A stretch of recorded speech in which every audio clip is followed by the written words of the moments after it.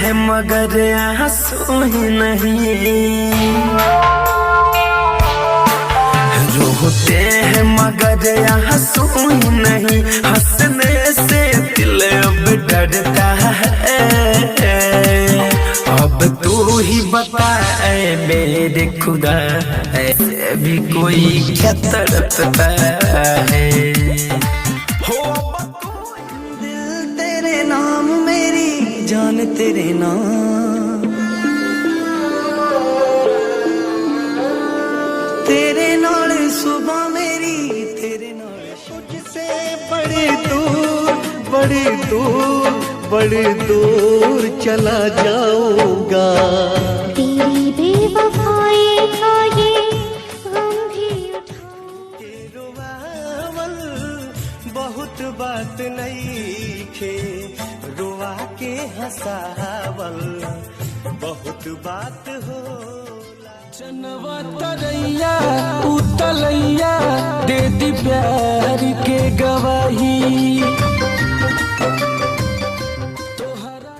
होठवा तोहार जैसे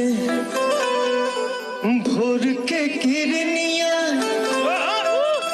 अखिया में प्यार के निंदियों न आवे सारी रोतिया रे, बड़ा याद आवे ऊपर बतिया रे।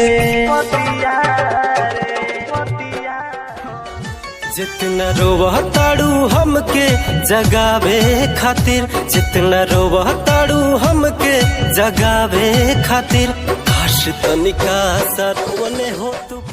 हमरा घर भर के लोग तोहके जानत रहे, हमर मम्मी पतोह तोहके मानत रहे।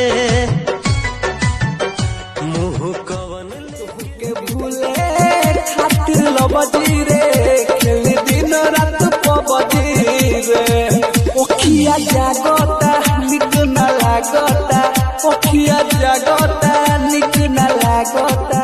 अरे खाना उसको याद करते करते मैं मरना जाऊं कहीं, उसको याद करते करते मैं मरना जाऊं कहीं। एक फकीर ने हाथ देखकर कहा वो तेरी किस्मत में तो है।